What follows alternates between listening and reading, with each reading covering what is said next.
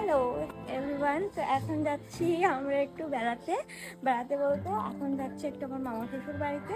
তো আজকে একটু ভিডিও দিতে দিতে মানে একটু লেট হবে, বাট তার জন্য এই ভিডিওটাকে পোস্ট করছি। ভিডিওটা কেমন লাগলো, আর এই দেখো আজকে আমি এইভাবে শাড়ি পরেছি, কেমন লাগলো একটু কমেন্ট করে জানিও। দাদা এখন আমার সব খেতে গিয়ে আমার নাক জল বেড়ে গেলে একদিকে নাকের জল ঘুরছে আর একদিকে সুপ খাচ্ছে, সেই টেস্ট।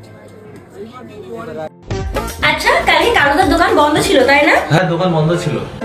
ঝন্টুদার বোর জন্য তুমি কি কালারের লিপস্টিক এনে দিয়েছিলে? লাল কালারের এনে দিয়েছিলাম। তোর পিড়িতে আমি এবার ঘোচাচ্ছি, দাঁড়া। কত পিড়ি খাচ্ছে আমি ঘোচাচ্ছি।